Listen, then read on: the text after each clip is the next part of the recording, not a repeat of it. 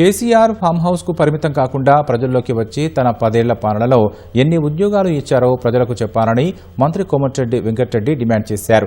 Hyderguda MLA quarters లో AICC రాష్ట్ర incharge Meenakshi నటరాజన్ను మంత్రి కోమటిరెడ్డి వెంకటరెడ్డి మర్యాదపూర్వకంగా కలిశారు. ఏఐసీసీ అధ్యక్షుడు మల్లికార్జున ఖర్గే వయసును కూడా లెక్క చేయకుండా దేశవ్యాప్తంగా పార్టీ కోసం పనిచేస్తున్నారని గుర్తు చేసిన మంత్రి కేసీఆర్ కూడా ప్రజల ముందుకు రావాలని సూచించారు. కేటీఆర్, హరీష్ రావు ఎన్ని సభలు పెట్టినా వారి వ్యాఖ్యలకు తాను స్పందించబోనని మంత్రి కోమటిరెడ్డి వెంకటరెడ్డి స్పష్టం చేశారు. ముఖ్యమంత్రి, ప్రధానమంత్రికి ఎంత ఉందో ప్రతిపక్ష నాయకులు అంతే బాధ్యత ఉంటుంది. ప్రతిపక్ష నాయకుడు ఫామ్ హౌస్కి వెళ్ళి బయటకు వచ్చి ఆయన ఎన్ని ఉద్యోగాలు ఇచ్చిండు ఏదో మాట్లాడితే దానికి ఎల్లుండి మేము సమాధానం మీటింగ్ లో మళ్ళీ మేము ప్రెస్ మీట్ పెట్టి మేము సమాధానం చెప్తాం అని వీళ్ళు మీటింగ్ మేము సమాధానం చెప్పాం.